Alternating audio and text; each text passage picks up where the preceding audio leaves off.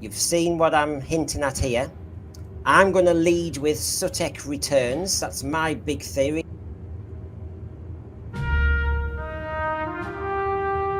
I've gone for Sutekh, and why? So we've got an all-pervasive being, we've got somebody bigger than the toy maker, we've got the Satan pit, as it were, and we've got the same scene that's going to be shown as it was in that trailer, and it's going to be seen in our next series. So we've got the Armageddon and all the devastation. Who could cause such devastation? Well, I know there's a few in the universe, but Sutekh is definitely one of them. Because when he dismissed him at the end of episode 4 in Pyramids of Mars, how long do you live? And he worked that bit, it's about 7,000 years. You're caught in eternity. You're 1,000 years beyond the 20th century now. And he kept pushing him and pushing him, further and further and further. And in the end, he was gone. And he said to Sarah, he's about 7,000 years old. I moved the time tunnel into the future. He'd never reached the end, he says. I have to say, if that's the resolution to this all-powerful being, it's a bit uncertain that he's really gone. He's just not right in front of them, that's all. There's no death.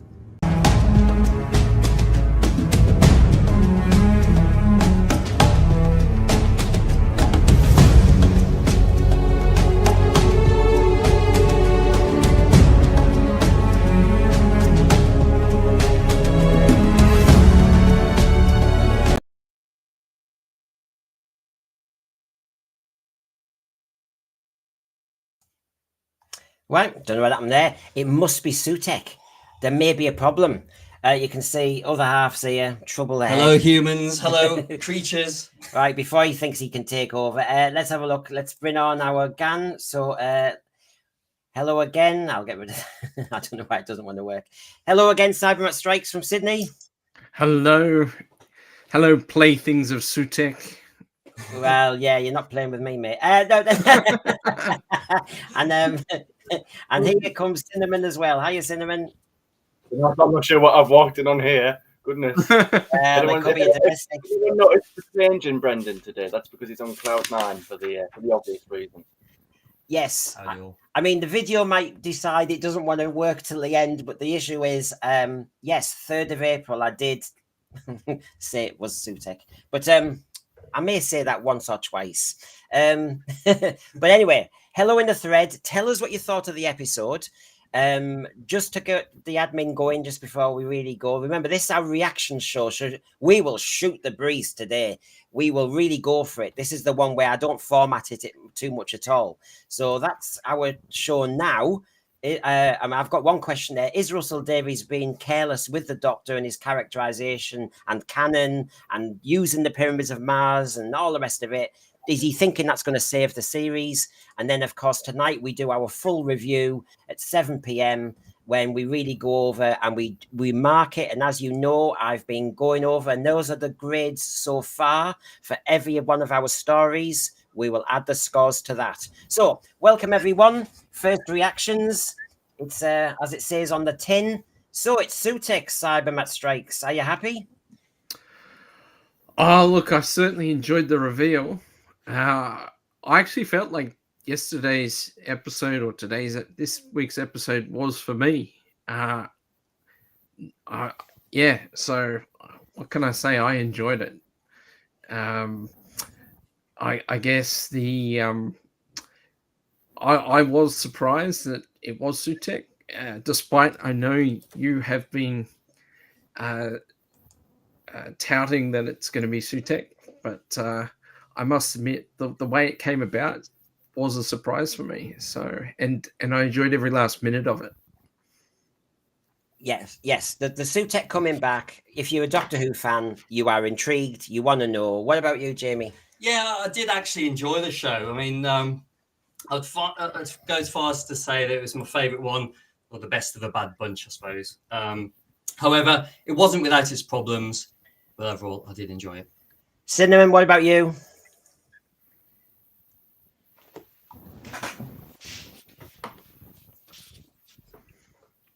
Cinnamon, there? Have you got a response to Sutekh? Yeah, I'm out. Sutekh's still trying to interfere with me. He's still. But if anyone can hear me, then I'll just keep going. But yeah, what did I think of this one? Again, probably about right. The best of a bad bunch, maybe. Up there with Boom, I think, for me.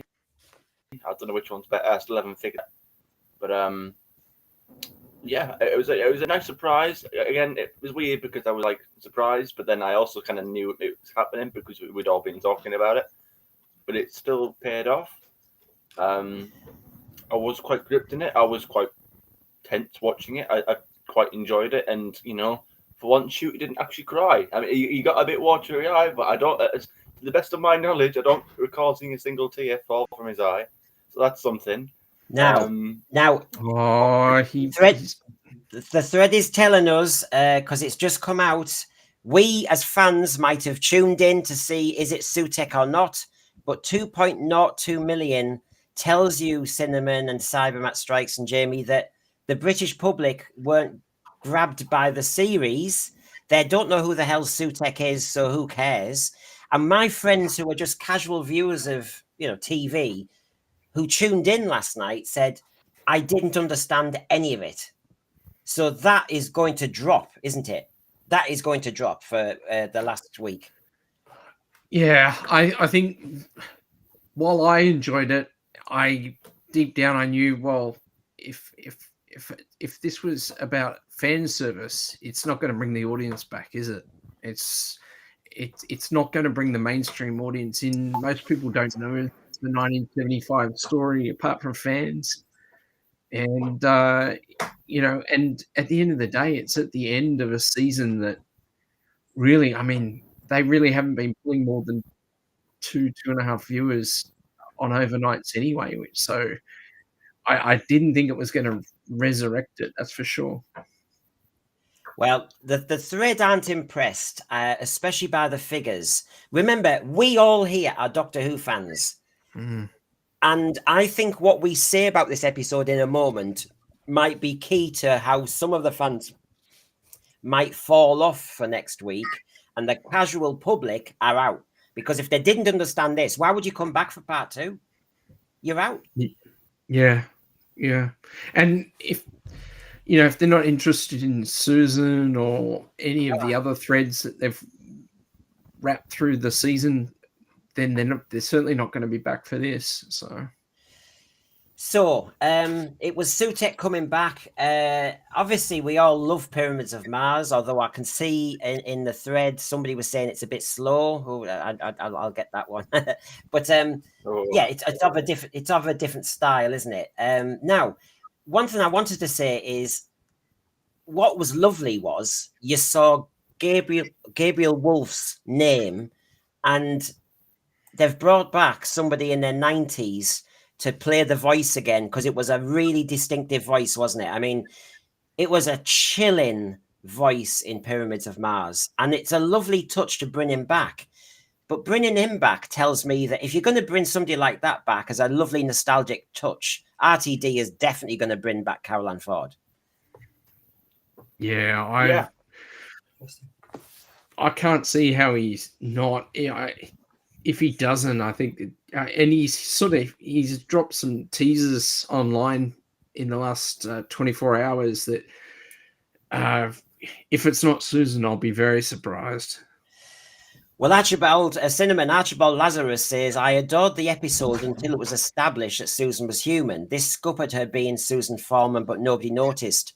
Yes, it did say that, Archibald Lazarus, but I have a theory. And my theories are always right. No, here we go. Yeah, here we go. Cinnamon, what do you reckon to having Gabriel Wolf back? Oh, just on that point, I don't think it actually said she was human, did it? I think it just said that he didn't have a child, which, again, I take a slight issue with, because how can you have a grandchild and not a child? I mean, kind of the definition of the word, isn't it? I mean, you're the English teacher. It was because Melanie Bush had that device on her hand, and when she went to shake hands with Susan's twist character, it gave like a DNA thing and said, "Oh yeah, she's human." I don't think all right. I thought we were talking about whether Caroline Ford's Susan was actually human. There, I must have got my wires crossed. But I mean, on Sutekh, I mean, I mean, I mean, look at that. I mean, it's a striking design. Yeah. You could also see the little ruby. That's interesting as well. The ruby embedded in the head.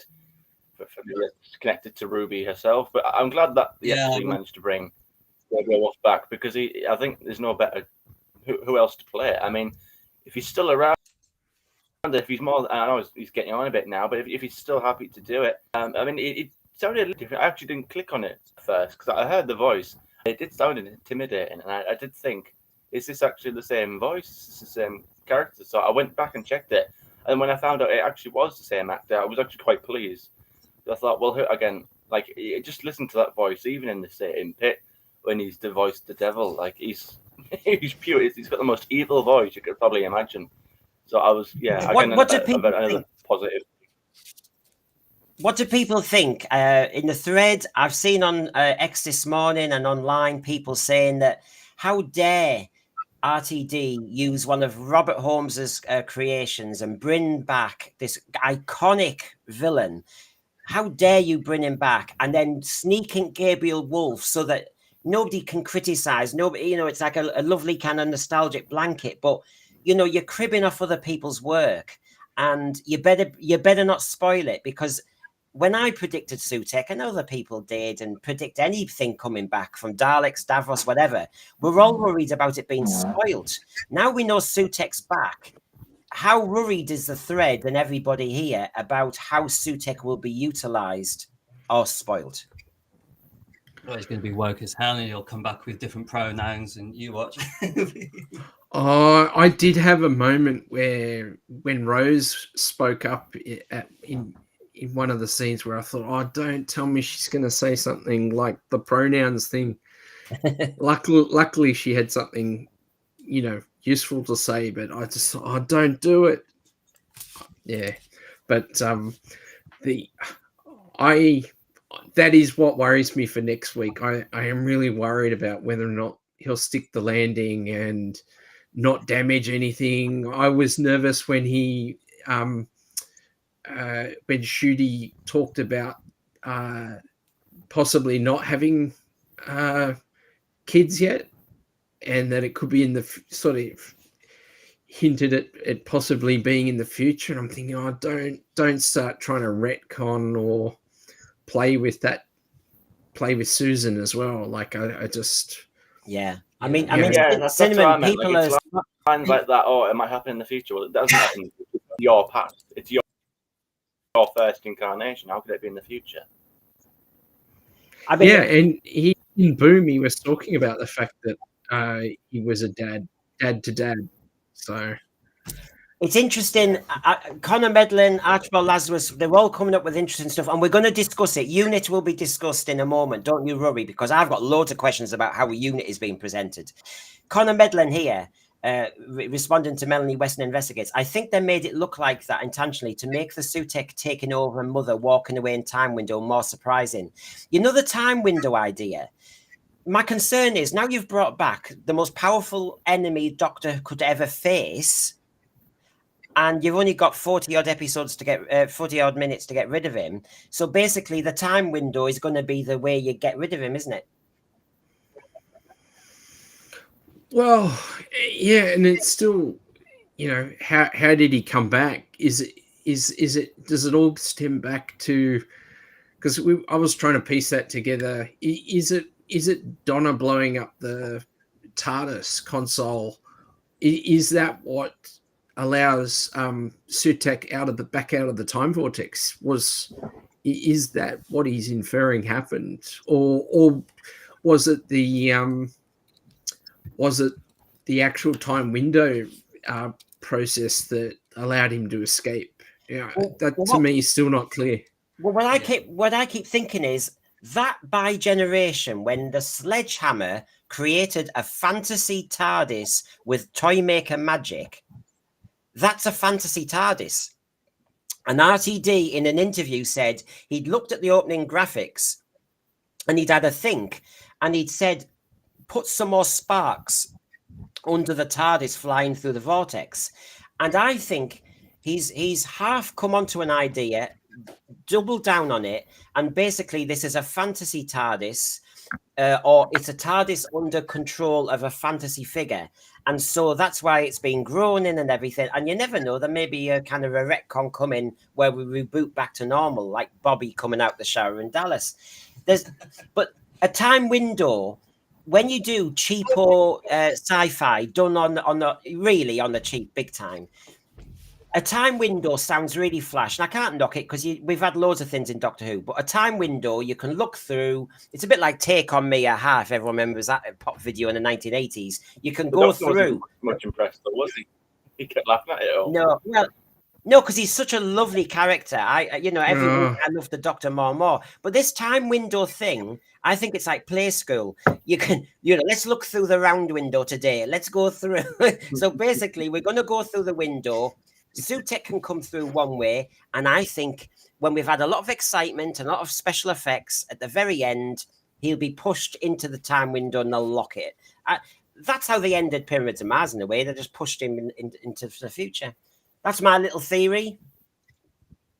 So I've also got a theory that I've been struggling with, and that I feel it's come to fruition. As unit 10 in some sort of intergalactic Doctor Who. She's about you or me, but they're just everywhere. You've got Yasmin, Rose, who's supposed to be 15. Well, we are going to. Who's supposed to be what? Cinnamon, 13? we will. Are we really into children? We will talk about. Well, we are going to talk about unit in a moment. Don't worry, and we can do all that in detail because yes, I think a lot of us are thinking similar things. So, there's my time window idea. What do you think of that? Yes, I think you're possibly right, Brendan. I think I'm very right. I think I'm totally right. Higher problem being that it's like He's going the destroyer of ratings. Yes, he's going to destroy them next week. Problem being, because if nobody knows who Sutekh is, they're not going to come back. Destroyer ratings. I bring Sutekh's gift of ratings. Yes, I'm going to kill RTD in the whole series. There you go. So, I was going to ask, by the way, on the and Cinnamon, will get him back on. He does this a lot. The granddaughter thing. Now, if I just get this clarified here. Oh gosh, yes. Just before we move on, some fans have been saying, was this a clue all along? If you look at all the marketing of the new Doctor Who series and all that multicolored vortex, and then you think of that moment in Pyramids of Mars. Yes. Was that a clue, or are we just being fans? I think I wouldn't be surprised. I mean, yeah. I mean, it looks like it, doesn't it? I mean, I always thought that. I mean, I've always heard that everyone used to call that the Smarties dimension or whatever it was. But yeah, I mean, I suppose. I mean, they talked about this in Unleashed as well. Like we've all kind of clocked on to the whole season twist. Again, I finally clocked on. I think when you told me that's kind of how bad it was. Actually, you had to tell me. Couldn't even figure it out for myself. I must be slacking, but yeah. I think what was it? I can't around Boom. I think when I first started to notice it, and then again, even just looking back now, even Russell was saying like, "Oh yeah, in the 60th, in the giggle." Donna asks what technology they're using and whatever. Just Triad, and then even the bus on the Christmas episode when Ruby gets off the bus with the Christmas shopping on the side of the bus, it also says Triad technology. Little things you wouldn't even bat an eyelid at. No. So I mean, in fairness, we missed it, but we wouldn't think otherwise because we didn't know about Triad at the time. For the casual viewer, that's all too vague, isn't it? I don't think they would pick up on that at all. Yeah, they call them Easter eggs, don't they? But Easter eggs, I as a Doctor Who fan, I'm not that mad on Easter eggs anyway. Now, we had all these characters coming through, the Harbinger, and so those who watched Devil's Cord, yes, we've all still had counselling. The little character there was Harbinger. Trickster was mentioned. Sarah Jane Adventures pulled in. So we had all that. But Cinnamon, you did bring up a point which I wanted to come to now. So Thread, don't you worry. We're going to go through all this, the Doctor's character unit, the lot. But Cinnamon did make a point. I've got an awful lot of shots. Here we go. It started, this was kind of the pre-credits bit, wasn't it? Susan is the name of my granddaughter. And then, I mean, this is a 61-year-old show. He dumped her in 1964, and he's never really bothered to say anything or find her again. In the 5 Doctors, he ran down a corridor with her. Then he left her with a sprained ankle in the 5 Doctors and went with Tegan. you know, he hasn't really been bothered about Susan, has he? Let's be honest. And well, yeah, it's quite a terrible responsibility for a child if you're going to leave your granddaughter with Taylor, somebody who tried to kill the said grandfather. It's all a bit of a mess, really, isn't it, when you think about it? Well, Cinnamon, I know you texted me last night. Go on then. You get first free go at this. This dialogue here, you can have a granddaughter before a daughter. Do you think we're up to some sort of timey-wimey plot coming up? I mean, they have these little little quirky lines, like we're supposed to be impressed. I mean, we saw a little bit, I think, maybe in the Matt era, but like it's sort of this like, oh, maybe in the past, maybe it hasn't happened yet. Oh, maybe it could. Oh, maybe. Like I remember again, I rewatched Blink recently, and then Tennant says, "Oh, I'm rubbish at weddings, especially my own." Is it like if like, just these little lines where they sort of tease like, "Oh, I might have kids, or I might have, I will have." Well, no, you have had. This is your first incarnation. This is in your past. So, I mean, again, the definition of granddaughter is the child of your child. So how can you have a child before not even having one of your own? It's all a bit. I mean, okay, I get it. Maybe people say, "Oh, we'll take maybe Time Lord reproduction and biology is different." Again, if you listen to certain parts of the law, certain books out there would explain things like looms and stuff and how Time Lords are grown, maybe. Maybe he's disowned his own child. Maybe there was an issue with that. I don't know. But it seems like stuff like this, they always kind of like chalk up as, we're adding more mystery to the character. Not really, because you're actually taking it away. The kind of solidifies that he hasn't got a child. I reckon, because remember, he's had the Harbinger mentioned. He is pulling things together in the classic RTD way, whether that pays off or not. But Cybermat Strikes, when you see that dialogue, it's there for a reason, because RTD does nothing other than for a reason. So my suspicion is when he says you can have a granddaughter, Susan, before a daughter, the daughter is Ruby. Oh. You're saying Ruby is I predicted Sutekh. The Sledgehammer TARDIS is a fantasy one. I think I'm... Listen, the thread should be alive. I think you need to put money on me now. Quick. It's alive. He's taking bets. This is going to be a new I go back to the I go back to the ruby that was embedded in Sutekh'S head, in the dog's head, and I can't get that on my head. Someone pointed that out. I won't say who it was because I don't particularly like the person, but that's neither here or there. But yeah, so I just think, especially all this thing about the woman and pointing at the doctor, which I'm sure they'll explain in the second part.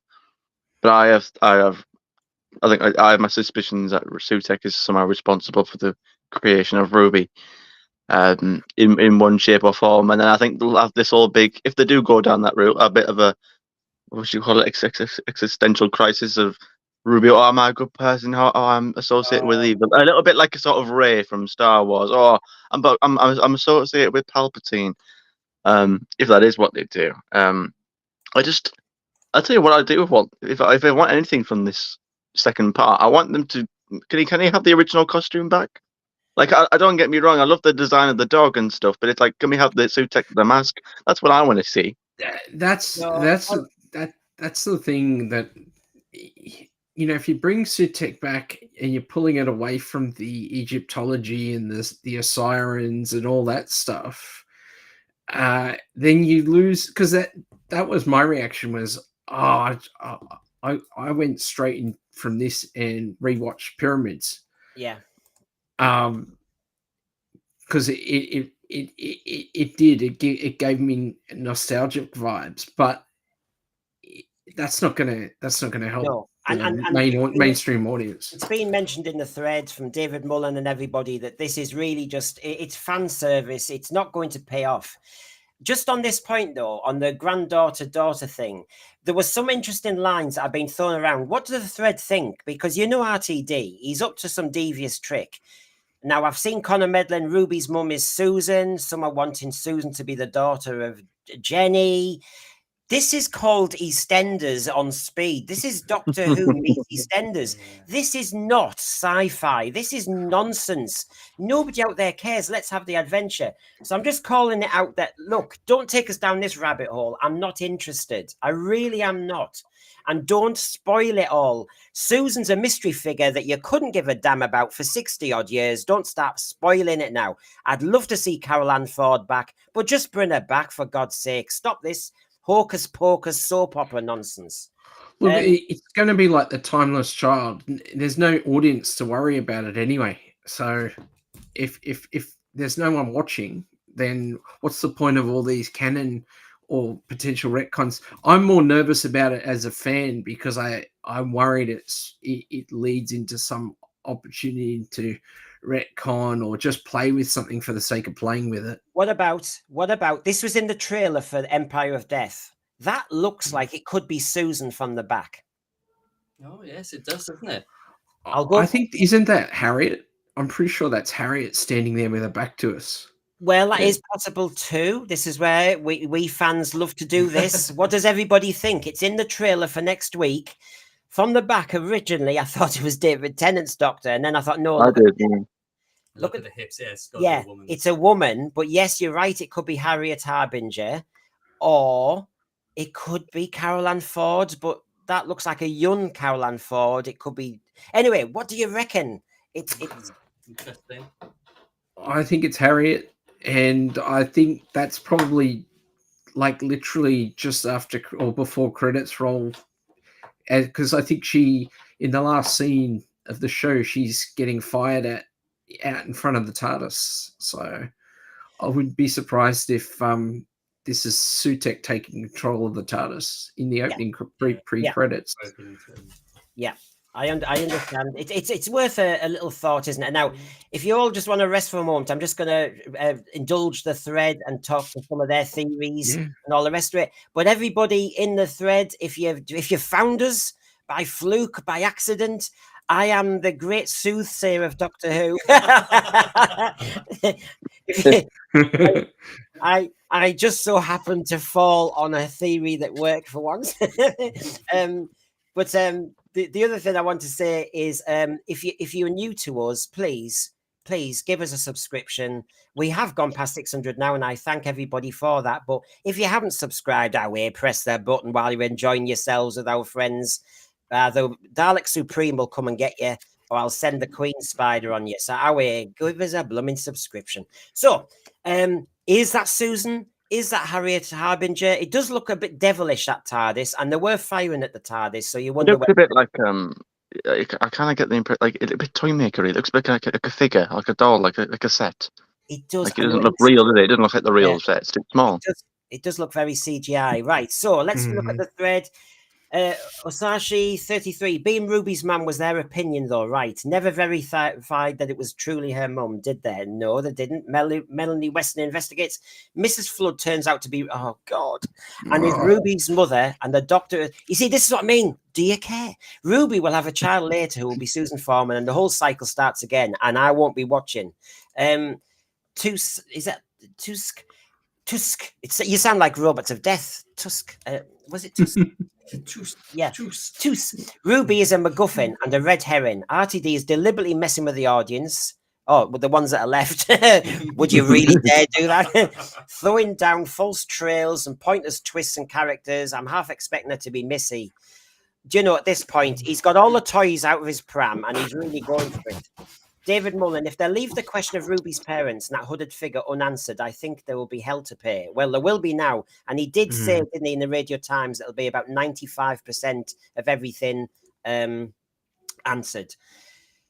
Divine and Dragon, retconning is a real possibility, but won't be to bring the show back to the roots. It will be to push more messaging. I don't have confidence. I don't think any of us do now. I think that's everyone's fear. Yes. What is Ruby? This is Beeman. What is Ruby? Is the one carrying baby Ruby? And yes, I thought it might be a timey-wimey. She's delivering herself. I still think she's the 13th Doctor. That's what. Yeah. It worries me that he was making the comment about things happening out of order as a time traveler. Yes. I agree, and I'm going to come on to that in a different way in a minute as well. Problem being, great to see you. Fantasy, you can make up the rules, but with sci-fi, you have to have logic. Well, I totally agree with you. Fantasy is I'm sorry, Game of Thrones and all them do it very, very well. But RTD's version of fantasy is let's do it on the fly. And I think that's the thing with fantasy, isn't it? That you can just sort of say anything happens and then that not really have to explain it, because you could just say, oh, isn't it strange? Isn't it mystical? Isn't it magical? Whereas with sci-fi, there always usually has to be at least some sort of logical, explanation. Hence, science. I just find it bizarre that the Time Lords can't recognize each other as well. I mean, yeah, that was another thing that I took issue with. We were we were always led to believe, not even just Big Finish or anything outside the show, even by the show's own rules, that the Doctor could recognize anyone, regardless of incarnation. The only time he didn't was when they swapped genders, I think, with Missy. That's why he couldn't recognize Missy. So if she was regenerated into another woman, Susan looking like Susan, then how come he couldn't recognize her? The only other way was if she had a fob watch and became human, maybe. I don't know, but yeah, again, just little. Again, I understand they're small things, but they all add up. And all these are small gripes. I do get that. Again, we're talking about one little liners, but it's what they say in those little lines. It's what they're trying to. Yes, because that's all he's got left. He can't do a cohesive show. He's shown that in these 7 episodes so far. He can't make a cohesive, consistent series that builds. It's been tonally all over the shop. Ratings-wise, it's been like a little roller coaster ride, probably scaring them to death. And as Problem Bean says, the one question no one is asking is who was the father, because it is Problem Being it is like soap opera. Right. It's always about the matriarch. It's always about that system. I am your father. So I've got another question, because of course this enjoyable on first, as a Doctor Who fan, I enjoyed it, but when I watched it again, I thought, aye. Now this dialogue worried me. He said, regeneration, it can save us if we're dying. Yep, Legopolis, plant spiders, we understand that one. And then he said, or sometimes we can hide ourselves away. Now, Jamie at first said, hold on a minute, that's a bit of a funny one. I said, well, RTD always likes to twist it, but you could argue the secondary generation when he was then exiled to Earth is a part of that. But we also had Mrs. Flood. I'll come back to you all in a minute. Remember, Mrs. Flood said, I'm always hiding. But I also want to make the point that the Doctor was kind of hiding on Earth in 1970. And the Time Lord said, because it's so blooming awkward, you said, Patrick Troughton, that people recognize you, will change your appearance. And so I've got 2 questions. One is Mrs. Flood part of this Time Lord thing? And the second one is this RTD, if he's going back to the Pertwee era, number one, there's rumours that Sean Pertwee's coming back, or is he going to actually put into canon the fugitive Doctor?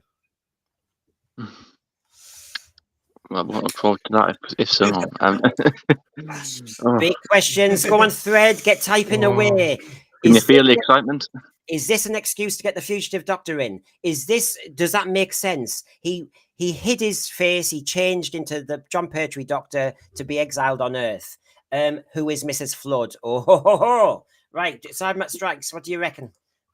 Oh, look, I hope.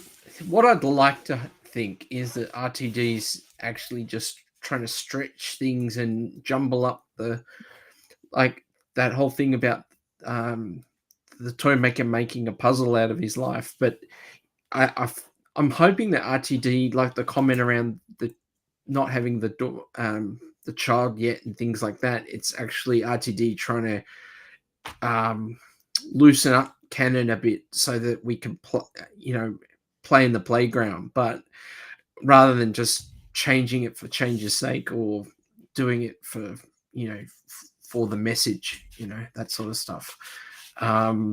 That's what I'm hoping for. I'm very uncomfortable that next week there'll be a backhander. I feel like this week I'm all into it, and then next week hopefully we're not going to have a backhander. No, this is always a worry with RTD, isn't it? Well, this is the worry. If everybody remembers with RTD, he's good. He is good at bigging up an event.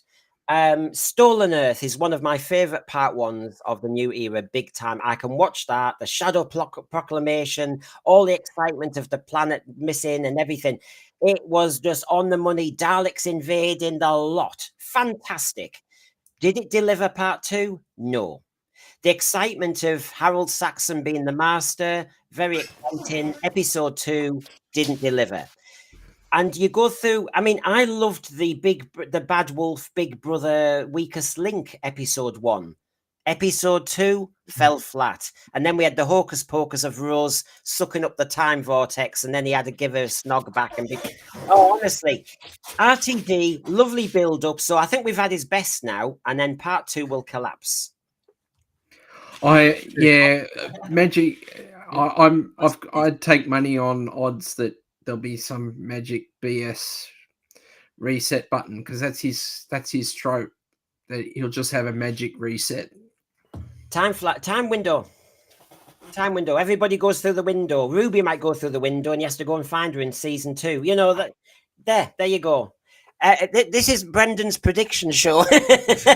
Well, didn't he say something about that? It was going to end on a big thing, like that would lead into season 2. I believe he said that somewhere.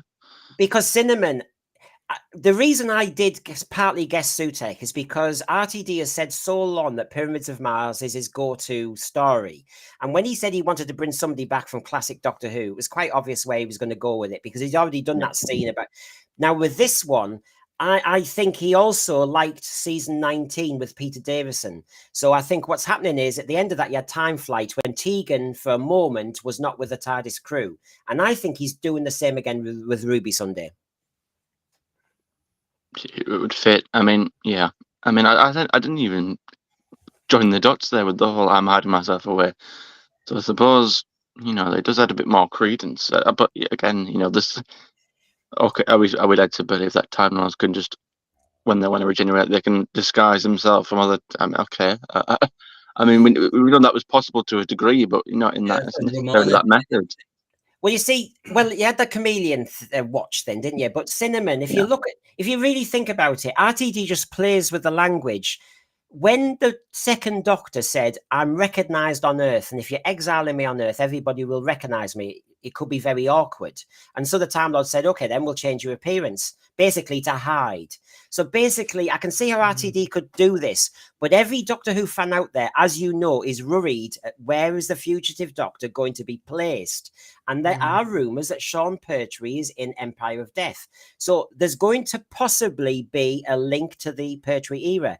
And out of the 5 stories that RTD said in the Radio Times to go and check out before this, one of them was Spearhead from Space. So all roads seem to be leading to the regeneration from Troughton to Pertwee. And remember, in Rogue, you saw the fugitive Doctor. You could be right, though. That you've just made me uncomfortably nervous, because what if Shooty like chickens out and just jumps through the time window with a view to escaping and ends up in the past or something like that, or somehow weaving a thread that like you say creates the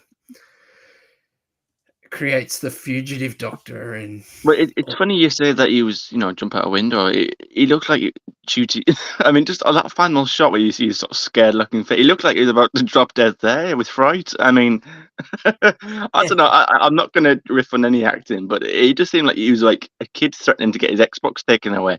I don't know, it's just stuck with me, that image lingering with me for some reason. It just, I don't know. I'm kind of getting a sort of like a dash of like Fifth Doctor here. Like, is he in a bit of in over his head? Because he doesn't seem very like. It's weird because he seems confident in one moment, but then like when the stakes are really high, he seems to sort of shut himself away and like, oh, I can't do this, or what have I done, kind of thing. I mean, we saw him there, really eating up himself over the death of practically telling that soldier to go and go over there, just go over there, and then feeling bad about it. I mean, again, how a top special secret alien investigation team like unit, where not even the Prime Minister could walk in, they said, because not even the Prime Minister could just walk in. Oh, but we can employ 15-year-olds and kids, again, as a sort of creche. And careless. Like I know, when you I just mean, instantly gives her Oh, permission. it's random anybody's mum. Oh, they're a bit Yeah. funny with mum, but because the doctor This is- says so, you can come in. Unit is turning into a creche. You know, when you can bring your mums and dads or your grandma to the nursery one day. They do it at school now. You know, suddenly you Parents' can, evening. yeah. Show and And tell. the reason why it doesn't go play down very well is the doctor's going, "Who's my mum and dad?" And it's not. Yeah, they all fair. have a little They game of try. catch like they did in the 60th. They all got egg and spoon races on the helipad and everything. Yeah. Well, it's like what skills does a 15-year-old that makes stuffed toys? What do they bring to the table for a paramilitary organization? Just on like, that as well, I couldn't help notice that I thought Mel Morris's character was better than was Rose. I thought Rose was pretty redundant, pointless. You know, the fact, I mean, he even had more lines than her. He had more to say than her. He had more to do than her. And I thought, well, he's younger. I got he's a genius, but he's a younger actor. What was the point of the doctor, though, at UNIT? He's been usurped by a 15-year-old, as you say, as the scientific advisor. Yeah. You've got these other people there. He used to be the scientific advisor to UNIT. So what's the point of What it happened to now? the disabled one? Yeah, Where's she gone? The other thing is, it is true, Jamie, that even the doctor, when you get older, everybody looks younger. The policemen, the referees, everybody looks younger. So the scientific advisors are getting younger. But Well, I think he was filling in. I'm sure he said somewhere that she'll be back because I like to read the little sort of synopsis that they do in the magazines. They do like a little preview, just so I'm clued up on like just when I come in like this. Again, I watched Doctor Who Unleashed just before I came on today, just to see if there's anything they talk about in there, anything that was Northy, Northy bringing up. You were looking for apprenticeships because they have apprenticeship. Oh, UNIT. yeah, you want to get on, don't you? Yeah. You want to be the runner, the assistant director to the blah blah blah. I just want to line up the thread a little bit because everybody is really on fire. You were on fire last Sunday. It's obviously a good slot actually as well when we all want to talk about it.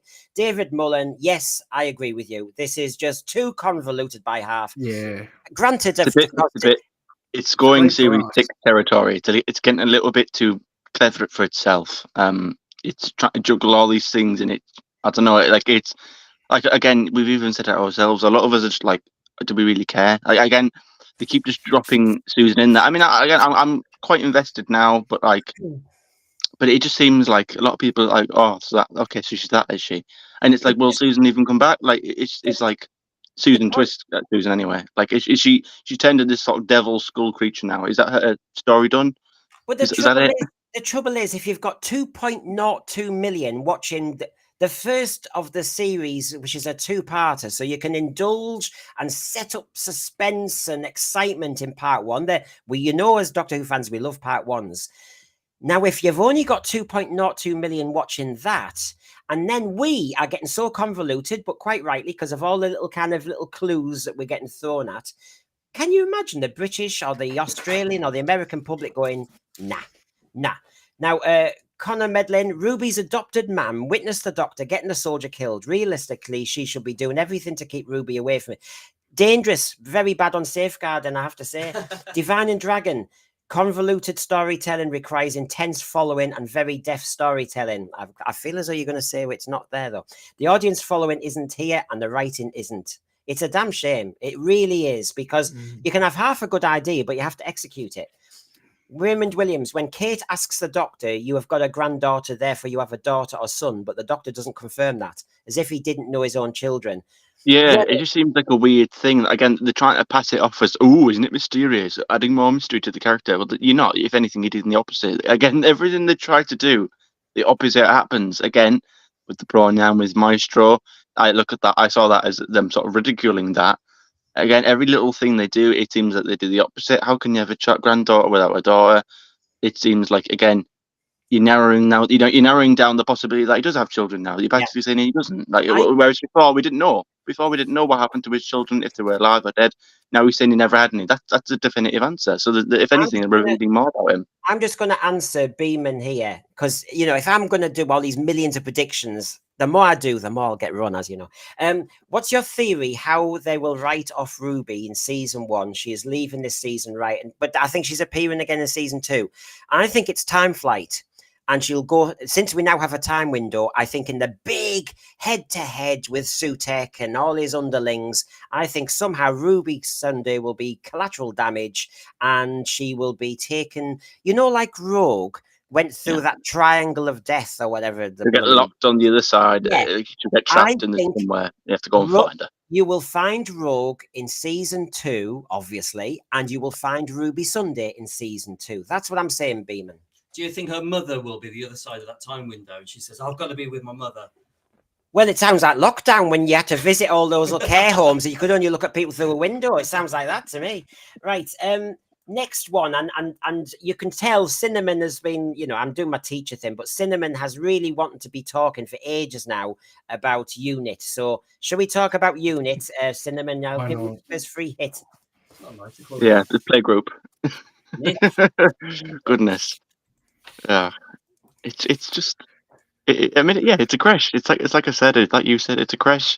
Again, how you can have a line like the Prime Minister can't even go in there, but you can employ, DEI probably, but you can employ, you got children with, you got also you're taking again, geniuses, but disabled, and again, I don't know what this little obsession with is with giving people with wheelchairs lasers and rockets, because again, good thing I watched Doctor Who Unleashed, because they've even said it on there that Mel Morris is Morris Gibbons, whichever his character's name is. Lenny Bruce is the actor. Mel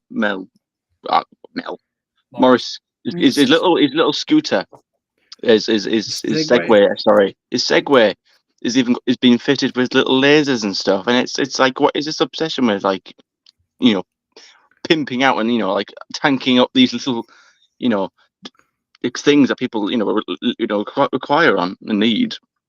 Again, rockets, lasers. Again, that's twice that's happened now. I don't know what.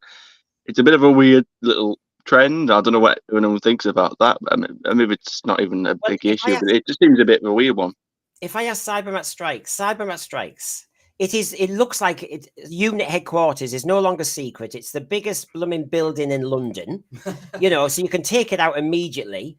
It's no longer a nice country house in the countryside, is it? Yeah. So Cybermat Strikes, the issue we have here is, God, there's so many questions. Number one, it's very obviously open. It's got a very interesting DEI recruitment policy. It hires kids and child slave labor, which I didn't think was progressive. It's the BBC in disguise, isn't it? Really? Well, basically, yes. It hires Rose to do some shoplifting duties. Why? I don't know. Is she one of those feral kids that you have to get off the streets? Instead of having youth clubs, you stick her in UNIT. Well, she seems to be a problem, because she said, what was it? She was nicking. Oh no, she wasn't nicking. Sorry, she was investigating someone thieving. Yeah, she wasn't happy about it. She was investigating shoplifting in Catford, which is a nice, funny, daft line, but actually our police don't do that. So what UNIT does now, so the police don't do shoplifting if it's below 200 quid, but suddenly UNIT do. My God, UNIT, what a come down. The Brigadier must be turning in his grave. I just don't see how it can do its job in its current format. Everyone that seems to know what's going on in UNIT Tower, strategically, why would you put it in a skyscraper after the end of Power of the Doctor? Because, they literally built a building and then blew it straight back up again. Yeah. Strategically, it doesn't make any sense to me. But also, just the staff turnover seems pretty bad there, doesn't it? He does say on Unleashed he wants to do that. RTD was getting excited again. When he gets excited and he starts to panic, and he was basically saying, "Oh, and I want a big turnover of staff in." Now, you could say that's like a normal organisation, but the point is, just look at the staff already, and they're all blooming incompetent. You've got all these people. When they did the time window, it was mostly women at the back, and as you know, there were so many things going on. If Kate Stewart is in charge of UNIT, this enormous mega organisation, then the Doctor just says, no, I want your colonel to walk behind the TARDIS and I want him to nosy. Nobody else is allowed to move, but we can risk one of your UNIT soldiers. And so therefore, the Kate is undermined. You have the creche issue we were talking about. We have the recruitment issue of lots of women, lots of DEI for some reason. Yes, it's reflecting the BBC. The other thing I wanted to say, Cybermat Strikes, is Since RTD is on the left, as we know, and he likes to have a rant about anybody on the right, he's just proven the point for those who say we should have border control and just check who's coming into the country. Because you know that TARDIS landed and it came in. Give me the lovin'! Carrying Sutekh, right? And so he's brought a terrorist villain right into unit headquarters without any checks. I think we should have border controls, don't you, Cinema? Well, it's funny. It's funny you say that because I got the impression that like the Doctor was kind of king around here. Like I get they obviously respect him. He's obviously he's worked them for years, but he seems to they seem to roll over and just do anything the Doctor says blindly. I mean, remember that scene? What was it in Planet of the Dead?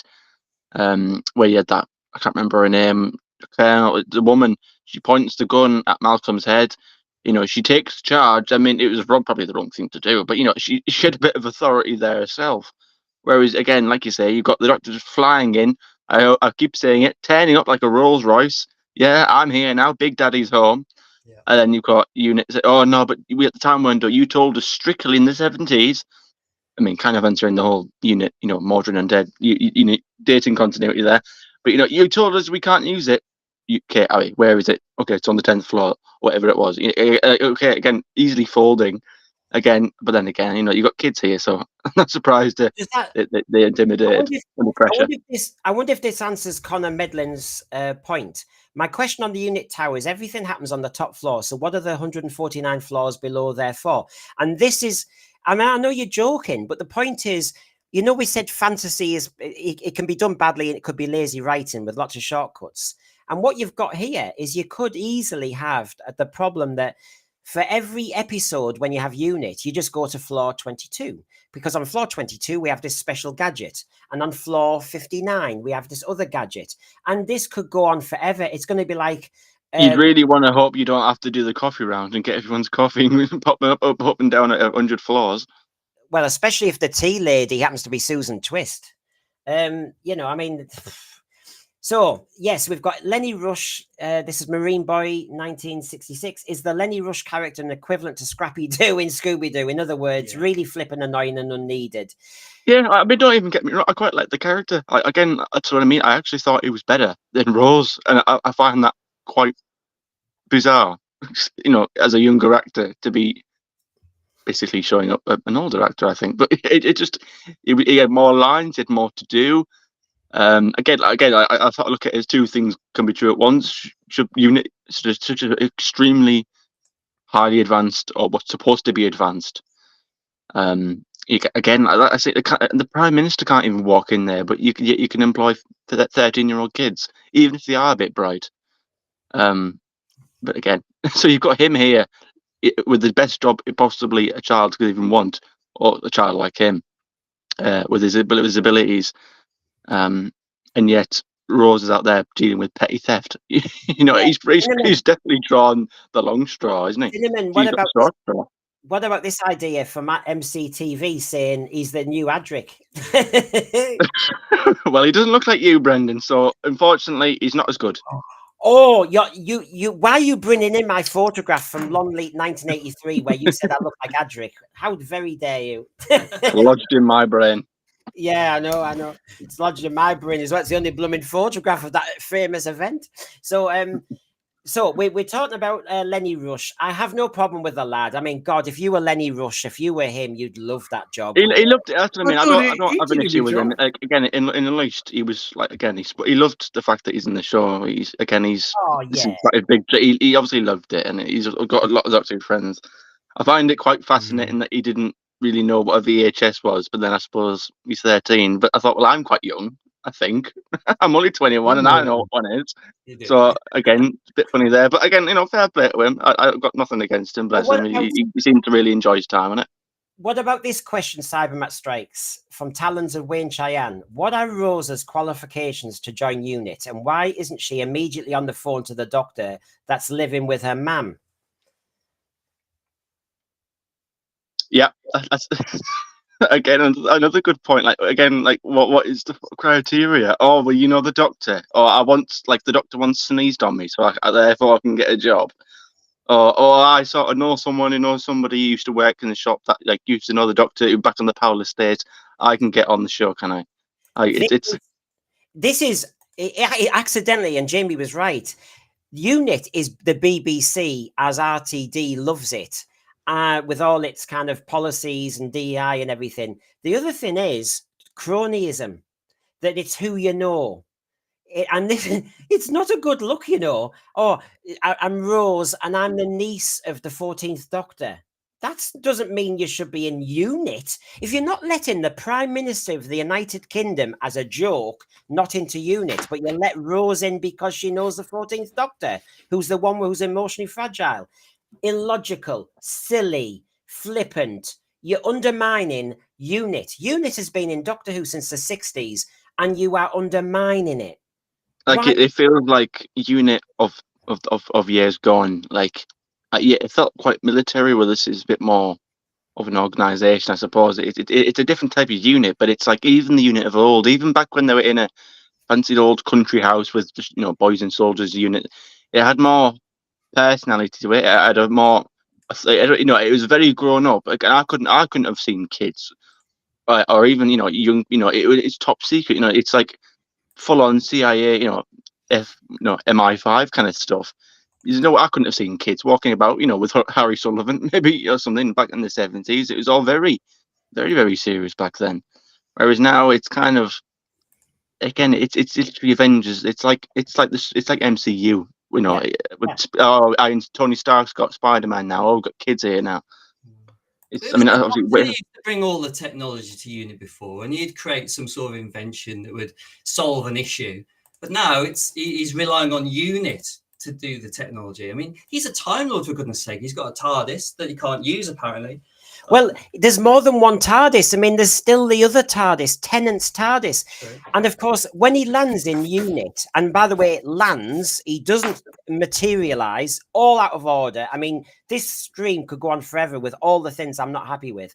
But basically, hello to Rose. So he runs out of the TARDIS into this top secret, amazing organization that saves the planet from alien species invasions and stuff. And he runs to the 15-year-old trans character who's his kind of niece, but let's be honest, she's not.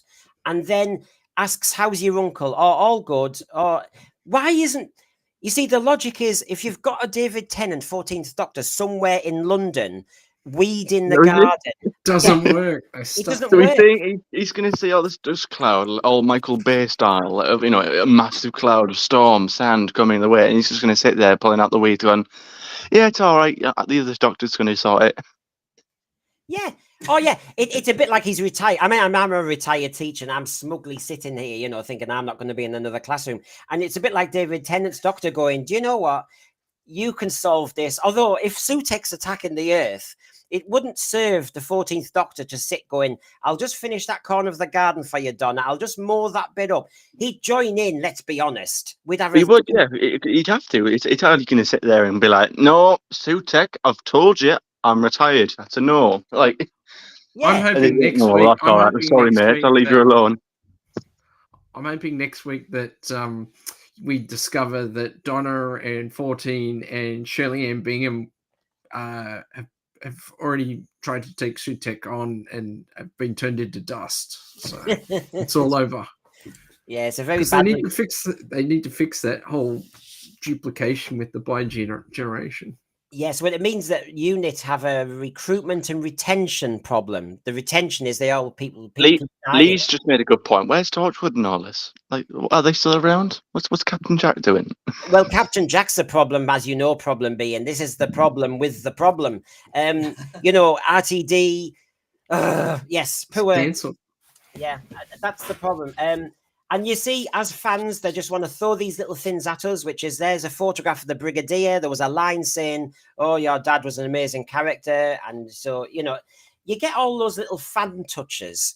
But, does that sustain people who are just watching? And as we keep saying in the thread, 2.02 million is terrible. Now, I just want to say to you, Cybermat Strikes, since we talked about UNIT, and actually earlier, and I'm sorry I didn't answer at the time, but, because people were talking, but I do want to mention it now. is this series, I think it was Raymond Williams, does this series look very American? Yes, because the TARDIS does not, since when does it not dematerialize or materialize? It is the third Doctor, Cybermat Strikes. The third Doctor was obsessed with getting off the Time Lords, the secret to time travel, and the dematerialization circuit, didn't he? That's what he wanted. Yeah, like this whole flying the TARDIS. This is what is wrong with the current series. Is the whole thing of it's not sci-fi anymore. It's fantasy. My argument is, even with fantasy, you need a pseudoscience of the world that you've created. Yeah, and that's the whole point of the TARDIS is a smart invention. And you've got a dematerialization circuit. You don't need to be crashing it into things and, throwing it around like it's actually, a car or something, or a rocket. Cybermat Strikes. If you had a disabled character in their little wheelchair, or Lenny Rush was just going to the photocopier in his little scooter thing, and the TARDIS crash lands and wallops him, that is a dangerous vehicle. That should be impounded. And anyway, I mean, it's a marvelous image in my head, but yeah, but then again, he's fitted out with all the right, military, rockets and lasers, so he should be able to bat it off. Cinnamon, Sadiq Khan, the mayor of London, I think would go mad about the TARDIS going faster than 20 miles an hour in a Well, they would certainly in Wales, because they put something in Wales, didn't they, about some sort of 20-mile-per-hour speed limit. I mean, that's the point. Like, again, I quite like this episode. I'm still trying to debate whether I liked it more than Boom. I don't think I did, but it's it's up there. But it's the little things like that, making it all cutesy, like trying to make unit cute. I don't want it to be cutesy. I want it to be like Top Dog. Yeah, this is where the big boys are. Yeah, where we deal with alien, like some sort of like the X-Files, something like that. Or where the top unit we deal with specialty, and they talk up the good game when you've got Kate, Lethbridge, Bland, Stewart. Which again, I mean, apart from that, if you take away the fact that she's the Brigadier's daughter, what is it to her? Again, I've had a long time to think about this, but she is quite a bland character. She's been the same since 2012 in the Power of 3. Has there been much development with her? Has she changed? Does she even have the little nuance, again, the Brigadier was played quite straight, but you'd have those little moments where the camera would pan on him and then you say, oh, well, that makes it quite clear. And obviously, it's obvious he doesn't understand a word of it, but it's the delivery of it was fantastic. And that's what makes, although the Brigadier wasn't the most, character developed character, but he still had much more personality than the thing is, though, the unit team actually was even cleverer. I don't think RTD gets unit in his writing because he's too busy trying to copy other shows. But in terms of like the dynamics of the Brigadier and Sergeant Benton and Mike Yates and all that, they're almost all like from different political persuasions, or the Doctor was anti-establishment, and then you've got the Brigadier. So you always had alternate viewpoints, and you saw that in shows like The Green Death, where that way the story could actually be clever and present all people's point of views, and there was always someone that you could, sympathize with. It's called good writing. So yeah, well, he's archiving so much stuff from Classic Who. Remember, this is the RTD who has told all the cast not to mention the old Doctors, and yet we bring Sutekh in, we bring the Brigadier references in, we use unit. I mean, how stupid is that? How illogical is it to say, oh, we don't, we respect the past, but we don't talk about it. But meanwhile, we're going to bring everything from the past back up to present. Again, even literally even said himself, like, oh, this is very common of the Doctor when talking about sort of, was he talking about Sutekh or just Susan Twist? He said, oh, it's very Doctor. It's something he mentioned the past yet again. So again, this whole, which is it? Is it about the future? Is it about the past? Like, because you seem to be going in this direction, or you claim to go in this direction about it's all about the future. We don't talk about past, past Doctors. It's all about the forward thinking. It's all about going forward. Yet, you're sort of referencing the past at every opportunity. Right. Well, And well. not doing it Sorry, as well. sorry, Cybermat Strikes, because we really are going to kick off now. This is us being Yeah, yeah. gentle. This is us being very calm about the episode, which I enjoyed as a piece of TV, but I think as you go back and back and back, less so. Right. Okay. We've mentioned unit and various sins. Thread and panel at the ready. The character of the Doctor. How is the Doctor shaping up as you see in this episode? Because I have so many issues. In Rogue, think about it. The Doctor was useless. While he was in the bushes with some bloke getting his kicks, his companion would have died. He's just lucky she didn't, because she used her brains. Then she still got caught in that triangle, and it just so happened his new boyfriend said, "I'll help you out, and I'll go to the ground floor of hell." And instead, so that was the Doctor being absolutely useless and letting his private parts lead his head. This week, he brings into unit headquarters the most evil villain in the universe, who's attached to his TARDIS. And the Doctor has had a suspicion that there's something wrong with the TARDIS, right? So there's that one. Yep. And then, of course, within the episode, he basically, to me, the Doctor seemed to say, "I've arrived at unit headquarters to have a nice big hug fest for the first 10 minutes, a family reunion. Then I actually just want you to sort a few things out for our Who Do You Think You Are episode of My Family. Ruby Sunday, can you get her VHS video and can you have a look at it, unit headquarters? Can you stop looking at shoplifting in Catford and look at something serious?" Meanwhile, Sutekh'S behind you. So he's doing that. Yeah. And then the rest of the episode, he stood on the stairs of that kind of place where Susan Twist is, going, "I don't know what to do." And he needed Mel. He needed Mel to say, "Stop grizzling and get on with it." It's on the floor sulking. Yeah, useless. Feeling sorry for himself. The Doctor's characterization in this season has been pretty messed up the whole way along, and inconsistent, and just out of character. He's, and it's not a personality thing, and there are moments of I think Shooty is at his best when they slow him down and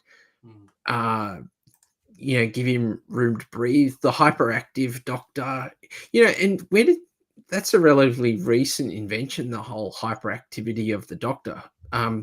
He's a much better when he's more in the vein of the classic Doctors. He can do it. He has got the gravitas, but overall, though, the things that they're making the character do and the way the judgment calls, and it's not. It hasn't been right this season at all, and it's I mean, Rogue last week, just for me, it was, as much as I enjoyed some of it, I just kept looking at it going, the Doctor wouldn't do this. And I can't imagine, to me, the measure is when you watch a Doctor, is you imagine the other Doctors delivering those lines, and the personality can change, but the actual character stays the same. And when it's well written, you can imagine any other Doctor doing it. But at the moment, I just can't. The Doctor would not behave the way he behaved last episode.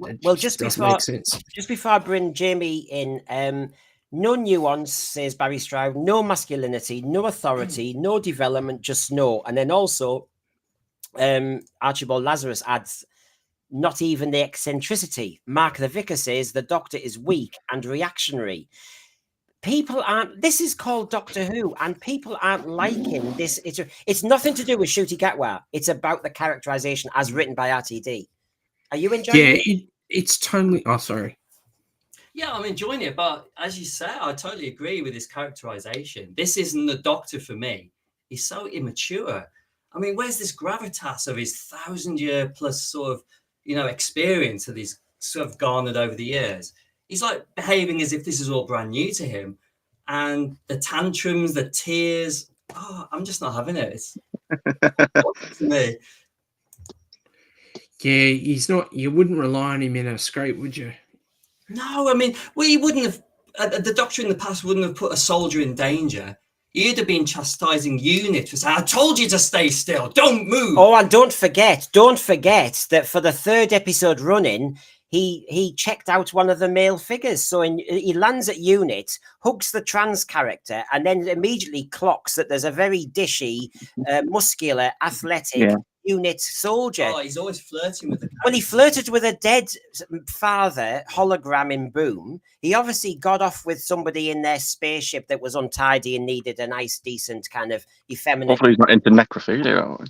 Oh, for God's sake. And so now, now he's into the Unit. So no wonder he comes back to the Unit. He's trying to cop off with us. By the way, it's a massive double standard. Could you imagine the Sixth Doctor saying to Perry, "Hey, you're looking fit"? Yeah, but this is my big problem with it all, because again, if they had dared to even make Jodie act anywhere like this, if we ever saw Jodie's Doctor even remotely pass us out of like, oh, you're all right, aren't you? Any comment like that towards any male, it would be accused of, oh, you're writing it terribly. You've made the acting like the S word. But again, as soon as it's a gay man, or you can pimp him out and have him behave again quite aggressive. Again, in the sixth episode, you had him aggressively lusting after a fella he'd just met, who was only even trying to kill him moments earlier. Again, I think I said it on Noel's channel. It felt like it was completely un-Doctor-like. It felt like I said on Noel's channel, it felt like the cameras were they didn't know the cameras were rolling, and it was just Shooter Gatway and Jonathan Groff having a little moment to themselves, and we're filming now, guys. We are filming. Well, are we? Cinnamon, sorry, I just want to bring in Lee Problem Being here, because we're on the same page here, because if last week's Bridgerton Rogue was the great love story romance, now whether we want it or not, that's I think how RTD was trying to sell it, and that one day they'll meet each other in the galaxy again, and that's going to be season 2 or 3. Yes, but I agree with Lee from Problem Being, because what happened to that boyfriend from the universe? He's now forgotten him completely, and now thinks, oh, I like you in Unit. That's called fickle. That's called disloyal. That is not an attractive trait. There doesn't seem to be any tie-in with other episodes, though. I mean, like when Ruby was introduced to Kate Lethbridge-Stewart, it was as if they hadn't met before, and yet they'd clearly met in 73 Yards, or whatever it was called. Yes. And she should have vague memories, because she even when they were talking about when they first started clocking on about who Susan was, and they first started recognise her, Ruby says, I think she says a line like, "Oh, I've also seen her in she does vaguely remember the whole experience of 73 Yards, but it isn't quite there." So surely there should have been a scene where she sort of looks at Kate like, "Hang on, have we met before?" I would like that if there was a little scene, just a little quick scene, shake of the hands. Have we met? And then she'll, I don't think so. Obviously, she'll know of her. Because she did say we've been keeping track of you since the Christmas episode. But something like that I think would have helped. And it's like you say, it's almost like they've just never met before. Mind you, Cybermat Strikes, this picture here is a classic, because remember, the other colonel, who the Doctor really shouted and said, Val Ruby Sunday is not allowed to move in the time window because that's too dangerous. He told a Unit soldier who's, if you're a progressive lefty, isn't everybody equal? So this poor man who happens to fill the DEI quotient, he's par for the course. If you die, it's okay. As long as our white Ruby Sunday lives. I mean, honestly, if you want to be progressive RTD, just make sure you're consistent, because actually it seemed to be the poor Asian soldier from Manchester. He can die.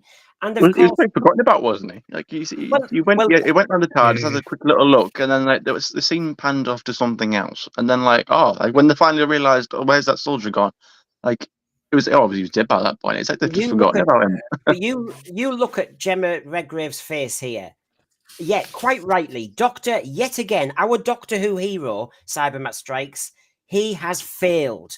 He has had people die. He is reckless. Not only is he promiscuous, fickle, very fragile, but he is dangerous. Cybermat Strikes. Yeah, no, look, you wouldn't follow this guy into battle, would you? No. It's I follow Capaldi. It's weird because I quite like the shoot you get with Doctor, but there are certain elements of him that I just don't agree with. Again, like the previous episode, I couldn't. I mean, obviously, I talked about the girl in the fireplace, but even in that story, you didn't have the Doctor lusting after Madame de Pompadour. It wasn't him making on the moves. Again, in that episode, you just had him making comments about his jacket, holding up psychic paper, saying, "Oh, you're hot." Again, it wasn't even the fact, and again, like I said, it wasn't even the fact that it was a gay case. It was not on my list of problems. My biggest issue was that they just butchered character assassination of this character when he's not supposed to be this aggressive, lusting character. And it's like you say, if you're supposed to have this special connection with him, and yet he's flirting, checking out Colonel Ibrahim, whatever his name was. You've been working out, haven't you? I did think he was a bit. I think he went. I did think he sort of calmed down slightly. He's back to the Doctor again. He's not lusting after people in this one so much. And again, I don't believe he did cry in this one. So there is that, if I remember correctly. So far. But he did. He didn't cry, but did you see his anger and temper tantrum like a 3-year-old when he? But again, that shot on his face right towards the end, that didn't quite convince me. That it seemed like a child again getting scolded and getting his Xbox taken away. He was having a paddy. Remember last week in Rogue, he got upset, and I argue that he cried because it was he'd messed up. He'd messed up. His companion is dead, he thought, and he's messed up, and he'd promised to keep her safe, and he's in trouble. So he's crying for himself. And and he said that himself, didn't he? He said it wasn't even more upset about the fact that it's more like guilt, because that's how it felt to me, especially with that scene with him and Ruby's mother. It felt like I'm in the shit now. I'm going to be in bother. I'm going to have a lot of trouble coming my way. Yeah, and this week he punches the wall in anger like a little kid who hasn't got their own way, because again he has mucked up. He got a colonel killed because remember, all this is he's landed in unit headquarters with the most dangerous person to the human race sitting on the TARDIS going for a joyride, and then he says to UNIT, I've come here because I want you to look at Ruby Sunday's history and do a special genealogy quest. All hubris, all self-centered, because he wants to be the man who helps Ruby Sunday out. So she goes, oh, thank you, Doctor. You're amazing. All your connections are amazing. It's all about him. It's disgraceful. And so while he's trying to get the mystery of Ruby Sunday sorted out, a poor man who's doing his job at UNIT, the colonel, dies. What a horrible, horrible character you're writing, RTD. I'm surprised Ruby didn't even sort of call him up on it, or even say, oh, what was all that about? What the hell did you do that for? You told him to do that. Again, they could have had a little bit of tension there, which we haven't really seen much between. I always criticise the fact that Geordie's Doctor and her companions always got on. They were the complete yes men. Never dared, but even argue against it. They went along with it blindly. The only disagreement was when Graham said, "Oh no, I'm going to kill Tim Shaw," or whatever it was, and he disagreed with the Doctor. But apart from that, it wasn't. They never fell out, and it's I don't want that to be a repeat of that here, where it is just shooty and really bestie little mates. Can we have a little bit of tension? Because again, character development, but it just seemed again she got on with that soldier. She was able to relate to him. Oh, hey, you're from Manchester, are you? It's. I'd be a bit annoyed if I was a bit. Oh, hello, yeah, Brendan. You're away from Middlesbrough. Oh, then you get killed because somebody else I know. I'd be a bit annoyed. Yeah, I think this is. Sorry. Go on. Sorry if my internet's giving me some grief, but if I've seen some interviews with RTD. I mean, he loves Star Trek Discovery, so that explains why we've got this new dynamic with the Doctor in UNIT and all the hugging and emotions and lack of science. It's why you'd use that as the formula going forward. If you're saying Simon Strikes that he likes Star Trek Discovery, because I didn't know that, but Star Trek Discovery 1, The season 1 I liked, didn't we? Mhm. Season 2 started to go, and obviously we can't finish the later series. I just find, like I've said on the stream before, they're running on a planet in peril, then have a chit chat saying, "Are you all right? How did you feel?" I was really proud of how you held that gun. Well done. Thank you very much. And I also have needs. Can I talk about them just when we've killed those aliens over there? Thank you very much. And I think this is not sci-fi. This is soap opera. Yeah, and they don't follow orders, and they don't follow respect the chain of command and all that sort of stuff. But yeah, and there's all the pseudoscience doesn't make any sense either. But and that's my big grief with Doctor Who this season is that like in this episode, if you watch when in rewatching Pyramids, Robert Holmes is forensic in terms of his building blocks for the pseudoscience. It's completely the technobabble is completely real, but it's plausible. It's like it's that genius of being able to take something that you know is impossible or complex and being able to just with a simple sentence say, give it grounding in pseudoscience that makes sense, even though you know it's complete bollocks. And all through this episode, I just find myself getting pulled out of things constantly where it's like there's a good idea, but he doesn't bother to he needs a scientific advisor to actually give him. Yeah, he needs a Christopher H. Bidmead or somebody. Exactly, yes. If I just go to the thread for a moment, because it has been red hot, well done. Beeman, they wasted time at the. I've seen so many fans say, even within this episode, that a lot of us, to be fair, will say was more Doctor Who than the whole series has been, and a bit more engaging. It was still wasted. There was a lot of hugging. How are you doing? You're the dignity, and it was all very. This amazing unit organization just stands around. I think it's got a bloated staffing. It's like the NHS in various places. I think they could actually. Yeah, but they keep saying they want to add more and more, and like, why? what you want have like it's the equivalent of having too big a TARDIS team.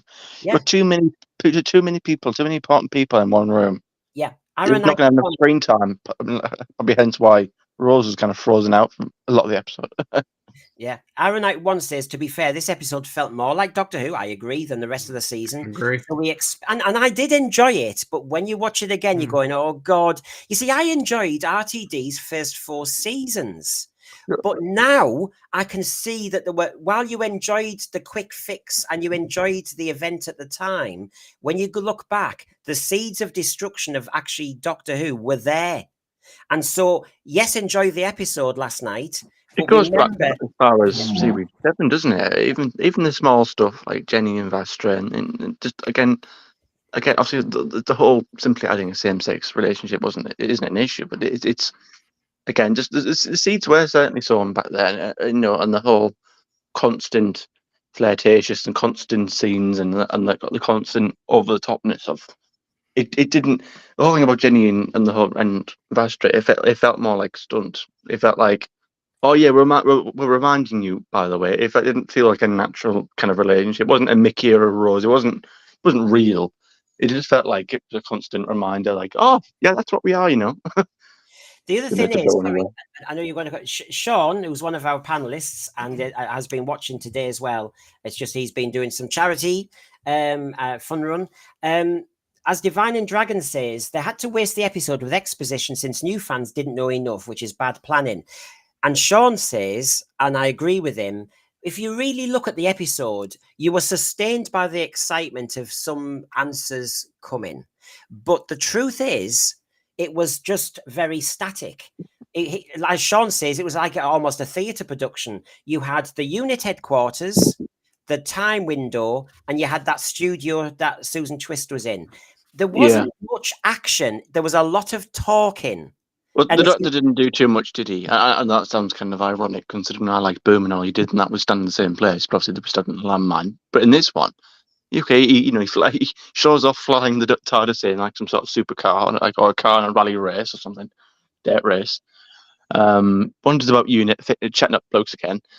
And then that was it. He goes to have tries to have a little chat with Susan.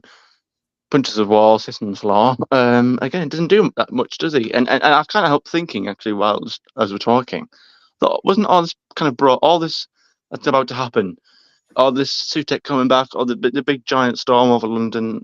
Isn't this kind of like the Doctor's fault? Because he's kind of stuck his nose in a way. He's made like he's preempted. I mean, I'd imagine Sutekh would have came back anyway in some form, but them poking around looking for VHSs. This kind of brought him back, because that was kind of the whole point, wasn't it? Like, oh, like the different, like Ruby was like, oh, I've never seen Sutekh, this cloud on the original VHS. So time has changed. So now he is there on the tape, and then now through that, he's now able to come back into present day. So them messing around, poking the noses in, has actually caused Sutekh to come back earlier than it probably could have. Which is, do you know what I mean? Like, it seems like they've caused all this. This is where I'm still not sure where he came back, is because I still feel like the whole, what we're saying is that it all started when Donna tipped the coffee in the console. Yes. I mean, And the fault. So it's her fault. We should have left the Dr. Donna well, alone. I mean, the classic, he'll blame other people, but I mean, Cinnamon, you've mentioned so many things there. There's so many strands. We won't be able to pick them all up. But like one of them is, he says time is memory, memory is time. And as you know, they scanned, and about 23 yards to the northeast is the TARDIS looking in that cloud. And so a lot of fans are saying, is this the memory TARDIS that we've seen Tales of the TARDIS? We've got another episode this week. Is this something where he's going to actually have an invention of the memory TARDIS? Because time is memory, memory. And as you said, Cinnamon, the VHS tape kept changing. There's a storm on it now. But Cinnamon, you've also mentioned the storm. Mrs. Flood saw the storm, and Mrs. Flood got a bit nasty. So, you know, when people are saying, is Mrs. Flood Ruby's mum or Susan's mum or whatever, she looked a bit evil to me. She's too evil, isn't she? Yeah, she's actually more nasty than I thought Susan Twist was. I kept saying, didn't I, that like after 73 yards, I got the impression that I didn't think Susan would be the big bad villain. I just couldn't see it. I mean, again, that's not an ageist comment. I just couldn't see a little old woman being, you know, an old villain like that, just all on her own. There's obviously bigger things at play. And again, like I said, if she was behind all this happening, then would she have walked into her own trap of Ruby and getting frightened away? So I kind of got the impression that she was like maybe there as a sort of cry for help, sending messages out there to try and get the Doctor's attention. And it seems like that's kind of been true in a way. I'm trying to work out if Mrs. Flood, who actually got quite nasty, I am not making a cup of tea. A lot of people want things and you're not getting them off me. Then she sees the storm coming. She seems to know what the storm means. And then she says he waits no more. So she seems to know who he is. Now, Melanie Weston investigates as I'm talking, says Mrs. Flood is going to be the Rani. RTD has said that he's invented this character, but he's not quite sure where he's going to go with it. It's going to be a long runner. But is she possessed by this storm cloud? You see, this is it. You know, with this fantasy nonsense, you can make up anything. Maybe the trick is that she isn't an evil character, but because she saw the storm and Sutekh can get into your head. Remember, the fourth Doctor was possessed by Sutekh, that he possesses everybody under him like his harbingers, and everybody says, here he comes. So she might be a nice neighbor, but she was nasty to the granny in the bed, wasn't she? Yeah, well, I'm not surprised. Cherry Sunday, if that was her name. She's been waiting for a bloody cup of tea since Christmas.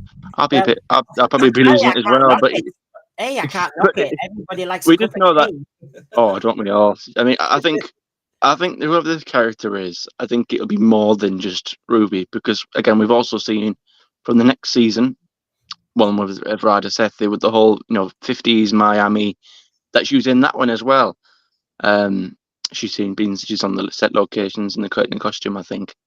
So she's obviously going to be a big player. I mean, she's obviously a big character, because if she was just a random old lady that just lived next door, would Sutekh possess her? She's obviously got something, value, or she's obviously somebody of importance. And on this Tales of the TARDIS, do you think it will be? Do you think this Tales of the TARDIS will be Pyramids of Mars? Because the whole point is that it's old stories that they're showing again for a new audience, and I imagine fitting for the finale. It'll be for Pyramid. We're all worried about the fact that there's a shot in Empire of Death with the Doctor with the TARDIS doors open and he's kind of screaming at the void, and you start to think, and then other people saw that it looked like the memory TARDIS inside. So there's a lot of things. Anyway, Cybermat Strikes, you wanted to come in.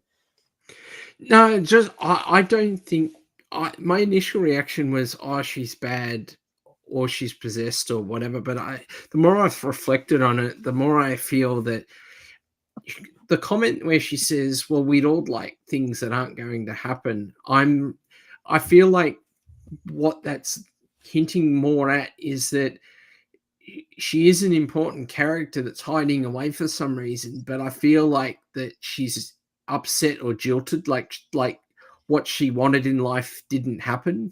And Cybermat, Cybermat, let me come in on what you've just said and then let you reflect on this and see what you think. Sure. What you've just said means she could be the Susan Foreman character in disguise. She was dumped by the first Doctor. She wasn't happy. I mean, she's a time lady, I assume, and he dumped her on Earth. Remember, he had a paddy when he was the second Doctor, being told he was going to be exiled on Earth, and he exiled his granddaughter on Earth. So, sorry, Cybermat Strikes, she could be very angry with the Doctor, and so she disguises herself. She hides away so he doesn't recognize her. I don't know. What do you think? I agree, but the thing that kind of undermines that for me is that whole thing.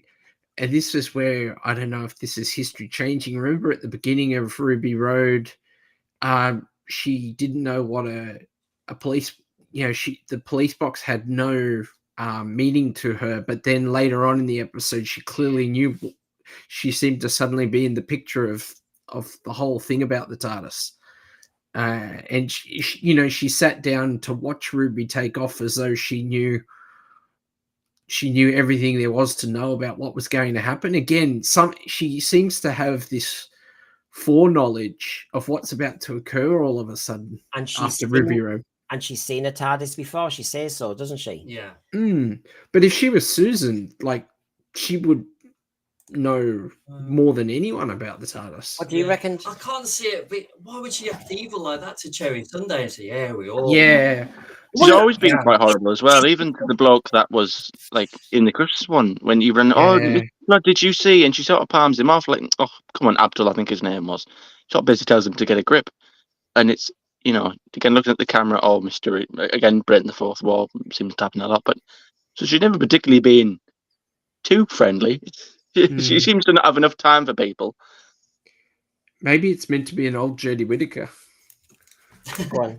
Like an old Doctor. Triad after all this build-up and everything. I thought it said on Unleashed that she's in 2 episodes. Whether she's now a possessed, mummified figure, as in, it just seems a massive build-up that in every episode she's been appearing in it, and then all of a sudden she's just... Well, you've just discovered RTD writing. Big build-up and not much payoff. Well, that's what happened to Time and Tectean and all that in the Chibnall Flux era. All of that was building up, and then we finally get to behind the curtain, and they just wipe the whole thing out. Well, just as a kind of quick admin, everybody, you're enjoying the stream. It's obviously a good time because we all want to talk about it. There are so many issues. Please tell us now as we kind of discuss. What else is there to discuss in this episode? I've got a few other things, but what's getting you going? Were you pleased with it? Are there some questions you've still got? Are you concerned how the episode 2 can wrap up the most powerful villain in Doctor Who, really? And because the Master's lowered down in the pecking order, because the Master's been a gold tooth to the Toymaker, and the Toymaker feared the one who waits. So if you do the pecking order, I'm sorry, but Sutekh is way higher than the Master. So...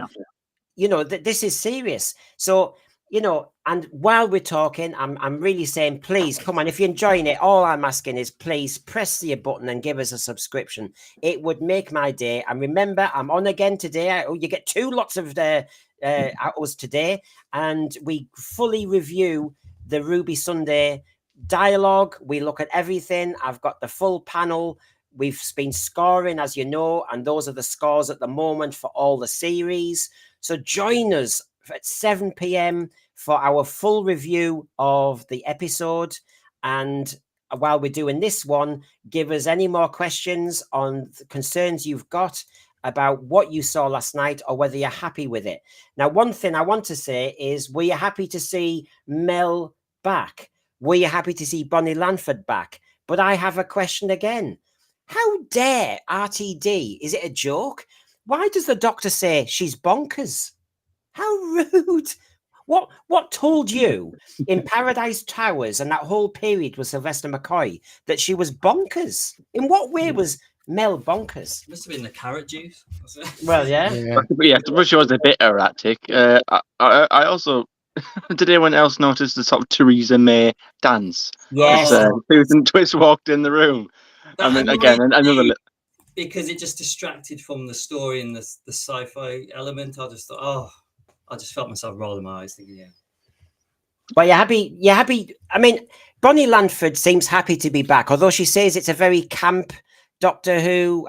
You know, Lovey's use very strange language. I don't know if I want a camp Doctor Who, but why is he saying her character's bonkers? Remember in the giggle at the end when they had the meal, she's the mad auntie. Why? She doesn't seem that bonkers anymore. I mean, I suppose she was a bit jumpy in the classic, but she seems like quite a different character. I mean, I also take a little bit of offense, but they seem to have made her a little bit pathetic. She sort of, like, again, in the giggle, she sort of sits there, oh, I've got no family. Again, I was messing about for years with Sabalon Glitz, and then now I'm just like nobody. Now she has to sort of like adopt the Nobles as a sort of family friend. It seemed like they've sort of like really dimmed her down.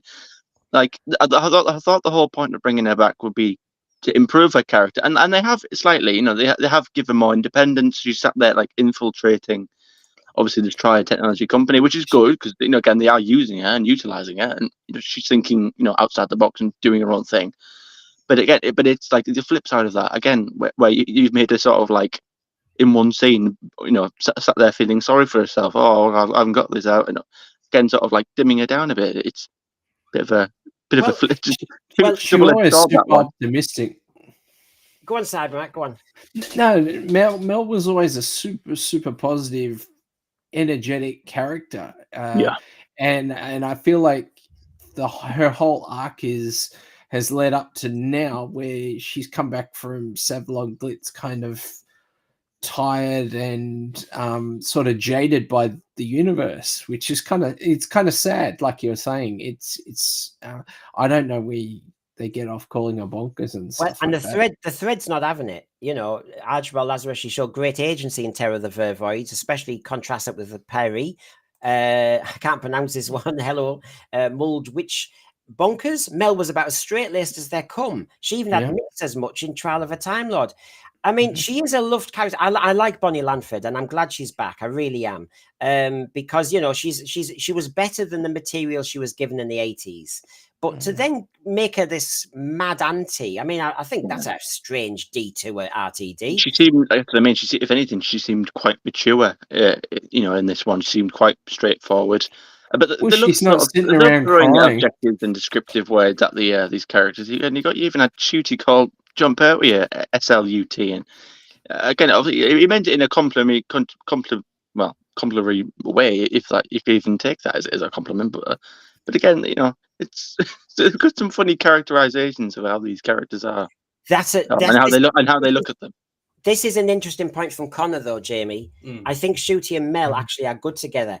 Yeah. This is the problem with RTD's writing. Sometimes the additions he does, and he tries to do this, that, and the other, but actually, you then think the Shooty Ruby Sunday interact. They have an amazing connection. The amazing chemistry. The trouble is the story's tedious when actually this is more fun. Yes, the Mel one. He didn't need to have such a big cast, really, did he? In this story.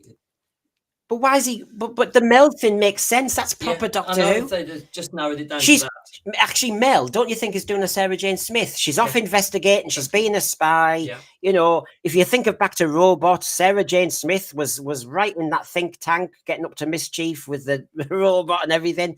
That's what Mel's doing. This is classic. I've just had an idea there, actually. Just on the whole, I know we're going off I'm going off a tad bit off topic, but I've just seen a comment there from Raymond, and it got me thinking, actually, when we were discussing Mrs. Flood, and how she didn't know what a TARDIS was at the start, and then suddenly she did know. it's just got me thinking that obviously if we're going back to that scene, Yeah. again, obviously things have changed. We'll go back to the Christmas, to go back to the church, and of course, once Shooty again, he saves. Keep calling the doctor, but when the doctor goes back to stop the goblins, crashes the ship, saves baby Ruby, and goes back to present day at the end, then I think when they're all upstairs and what have you, I think whatever, again, I would say that obviously by that point, again, because of the recent episode, that when the doctor saved Ruby as a baby, and they returned and fixed everything again, just before the end of the episode, at that point, if the tape changed, then that would mean that when the doctor came back for the Christmas episode, that Sutekh, or this mystery enigma that's surrounding the ship, would be there at that point, wouldn't it? So maybe when that ship has came back, and maybe when Ruby is entering the TARDIS for the first time, and he goes, "I'm the Doctor," and at that point, just when Mrs. Flood comes out, she would be possessed at that point, wouldn't she? So that could explain why then suddenly she now knows what it is, because whatever's wrapped around the TARDIS, it will be there at that point, and it's been there since throughout the whole episode, look how long it's taken you to say that, Cinnamon. This is supposed to be a blooming drama. This is supposed to be engaging. This is, as David Mullen said ages ago, this is so convoluted. It's ridiculous. Yes, and I just want to pick up on some of the threads. There's some great comments coming out. TG, hiya. I think Mel was right when she said stop grizzling to the junior doctor. All he did throughout was saying, I don't know, and hitting things. Yeah. And then I'll put this up.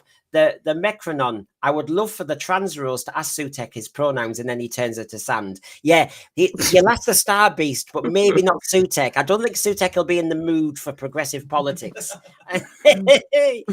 That might be interesting, yes. And of course, people are missing Sarah. I only have to mention Sarah and Robert, and everybody's going, yeah. Everybody's excited about if Mel and the Doctor just had season 2 together. They're not excited by this drippy, I'm an orphan, where's my mum? And, it's all twee. It's boring. So we've had the return of Mel, but I want to just say as a kind of conclusion, everybody, RTD has done this again and again and again. When suddenly Sutekh, it was Susan Triad technology, and then we moved it a bit, and then it was, He's done that with season 1, when, of course, Captain Jack pressed a button and out there were loads of Dalek spaceships suddenly hidden by some radio frequency. Then, of course, you had the Cybermen in season 2 that look like ghosts, an army of ghosts. And then you press a button and there they all are. Then season 3, the Troclophane came through. Then you had the Genesis, the Genesis device. The Daleks came out of their prison and they were revealed. Nobody knew what that big golden orb was in Unit or Torchwood, sorry, again. You've got that classic RTD keeps saying something's under your nose that you don't know what it is, and here's the big reveal. It's the same plot device every year. And Yana. Yana, yeah. Alone. So knowing that he does the same thing every time as his climax, then the big reveal is, because remember, I'm going to say it now before I forget, folks, and I'll come back to you, Cybermat.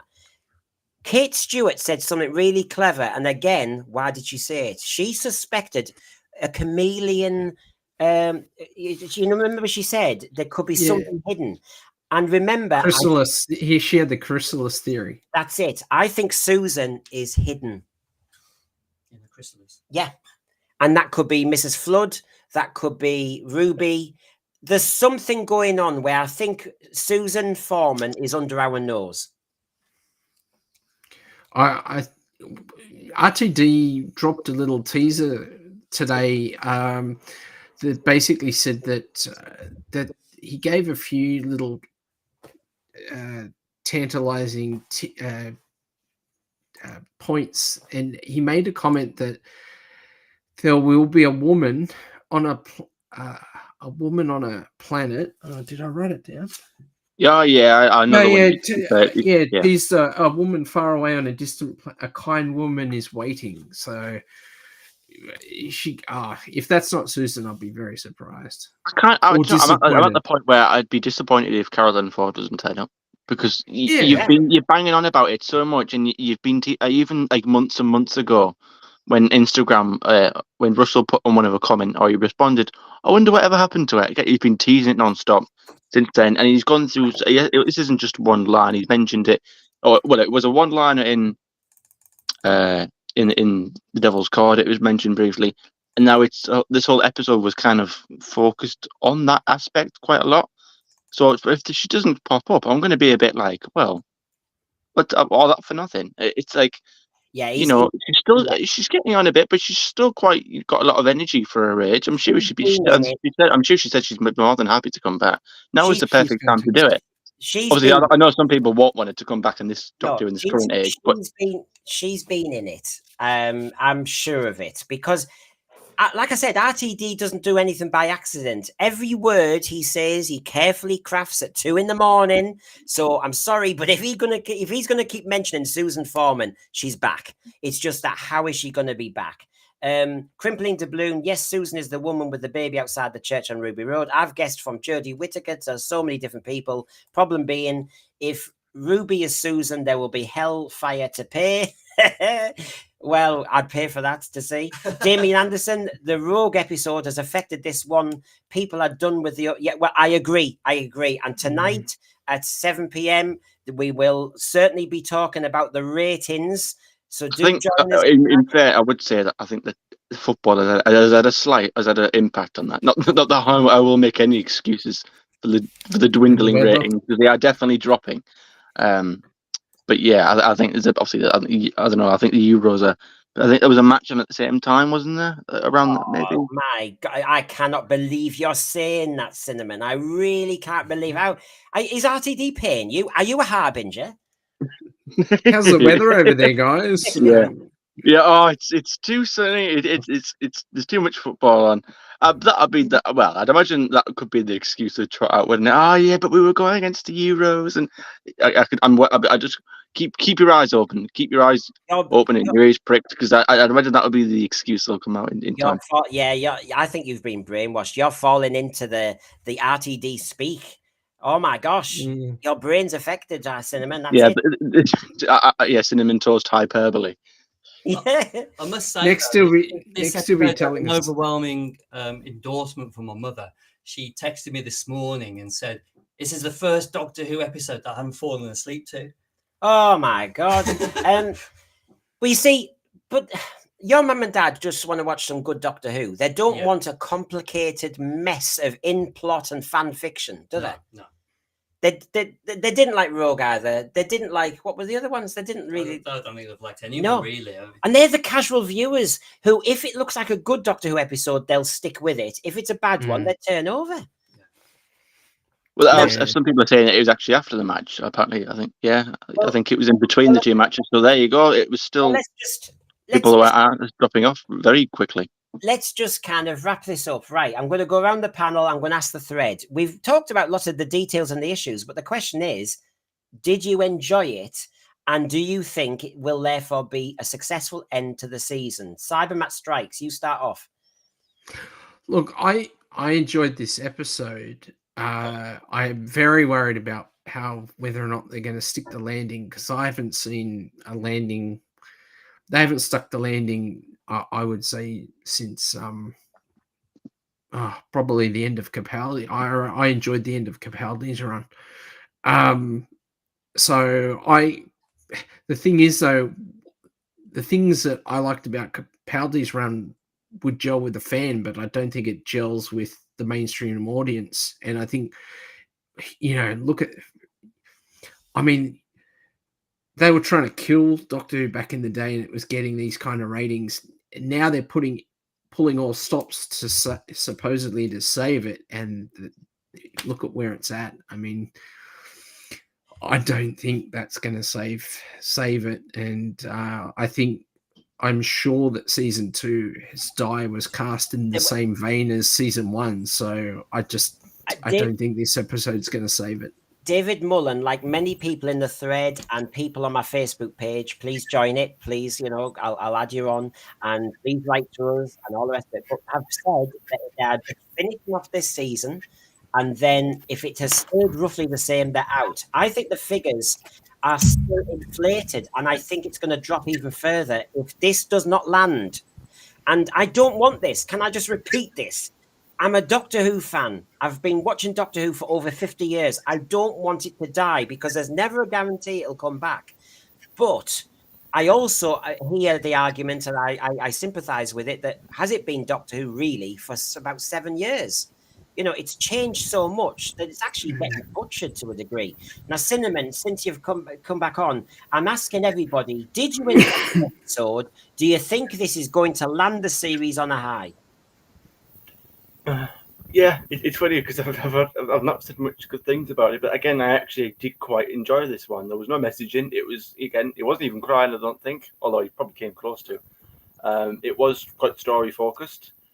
I'm happy with where it's going, but again, I like to think about my fellow fan, and clearly, even though it's working for me, I like to be objective and say, well, okay, I'm satisfied, but clearly it's not satisfying others because there are a lot of people out there that just aren't interested. And you're seeing it clearly proven. Again, people have put me right on the football. It was in between matches. So there you go. And it went down to 2.2. And you know, I generally didn't think it would get to below 1. And I saw people in the chat were saying, "Do you think it could get below 1?" A problem being one of them. Do you think it could reach below 1? And I said, "Oh, maybe next season. I don't know, but it might not be next season. It could be on the final. The final episode could drop. It could get like 1.98 or something like that. It could drop seriously, and we're getting into dangerous territory. We're getting at that point of how low can it get before things start. Cinnamon, just remind me. Just remind everybody, how old are you? 21. And you are the target audience with amazing figures, RTD says. They're aiming for the under 30s, so you're a happy bunny. I'm lukewarm. I keep making the comparison, don't I? Are you changing your name? Yeah, I thought you were called Brandon. He's called lukewarm. Hi there, Luke. Well, Luke here, but it's a bit like I keep making the comparison that it's a bit. What was it? Again, it's like a nice cuppa. Not the cuppa for cherry sundaes. You're still not getting that cup of tea, but it's like a really nice brew. But then you leave it cold, and then you have to reheat it in the microwave, and it's just not as nice. That's what this is. I'm liking it. It's nice, but it's not as good as it could be. There's so much more potential. It could be far better. This is not.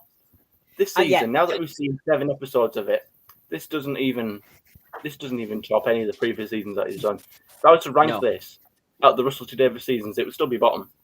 And I'm not even. And I think season 2 was the worst out of the original run. I say worst because I say worst. I don't actually mean the worst. It just has to be someone has to be at the bottom. So while you've been talking, Damien Anderson. I mean, the thread is just saying, Damien Anderson, your 2 daughters, 18 and 21. The target audience, they think it's lame. Melanie West Investigates is speculating it'll be 1.9 next week. I can't see. I expected this to go up for this episode with interest. Now everybody's seen the delivery and everybody knows that RTD doesn't tend to land it very well. I think it's going to drop. And knowing all those casual viewers like your mum and dad are going, what was that about? They won't tune in. They'll go, I'm sorry, I can't even be carried on this one. So I think we've got a problem here. Houston, we have a problem. Divine and Dragon, I think RTD and Gatwa may now look forward to epic low ratings so they can virtue signal their martyrdom at the hands of an audience. Cherry Sunday in her bed like that is very much a nod to Roald Dahl's story. Oh yeah, the buckets. Right, everybody. Well, yeah. I hope you've actually saying it in with this imagination. Well, I hope everybody has subscribed. Now, Jamie, you've been sat next to me. You're normally one of the puppets. I am a puppet. He might be Jinx Monsoon tonight as the maestro. But what were your thoughts? Did it? Well, I've written down some positives from it because it was finally a 2-part story. So it was allowed to allow the story to develop. It was less rushed than the previous ones. And finally, we get a proper cliffhanger. So that was a positive I took away from this one. Again, we have a proper villain this time. There was suspense and chills throughout the episode. It built up as the story developed. And it was a welcome to Bonnie Langford, who I was really pleased to see in this story. The only trouble is now, as you're all saying, how is it going to land in the next episode? Is it going to be the quick reset button as usual? And will it leave me feeling empty and flat? Yeah, remember we've had the TARDIS being towed. We had the Stolen Earth, my favourite RTD episode, and then the week after we were towing the TARDIS through the vortex. I mean, it just fell flat. And Sarah Jane Smith happened to have some black hole or quartz star around her neck. I mean, honestly, absolute lazy tosh. Anyway, hopefully people have subscribed. Come on, supporters, when we're back tonight. And as I will just actually remind you of a few things, by the way. We're on various days. So if I just kind of remind you of this with a sense sphere, and we've been around 6 months, so please reward us if you want with your subscriptions. Let me just remind you. Out there is a planet we call the sense sphere.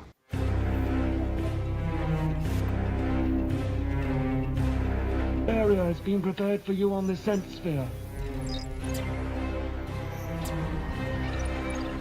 We're heading straight for it. It's a sense sphere. So Earthmen have visited the sense sphere.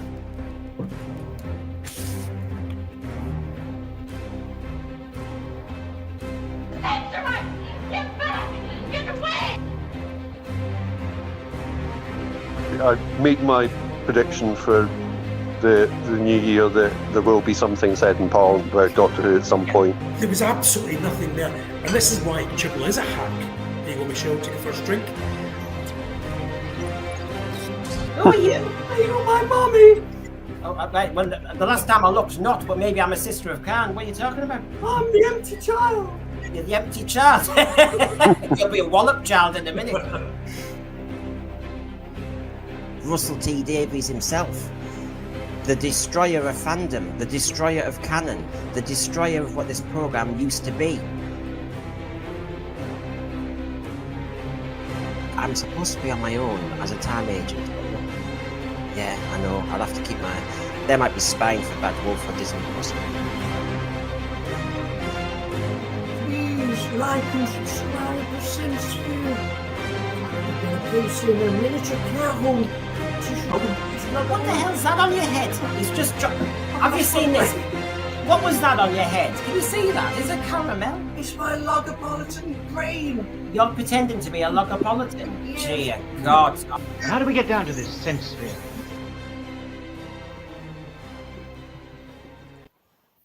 So do join us, everybody. You know, we're on various times. Give us a subscription. We're on tonight at 7 p.m. There's a lot more to talk about, and I've got a panel. They've sent in their grades and their points, and you might be surprised at the scoring. I'll just remind you where we currently stand on the season so far. That's Dot and Bubble is scored the most so far. But that's, I mean, you know, if I've got a panel of 5 or 6 and they're all scoring out of 10 on 3 criteria, we should be in the hundreds if this was a good series. So basically, that's where we stand at the moment. So do join us tonight at 7 p.m. where it's all going to kick off. You know that we're the right channel to watch because, let's face it, we always predict it right, don't we? We always get it right, apparently. I'm going to have to big this up because I'm going to be run soon, aren't I? So basically, thank you for joining us. That's been really enjoyable. Spread the words, tell everybody about us, and join us again.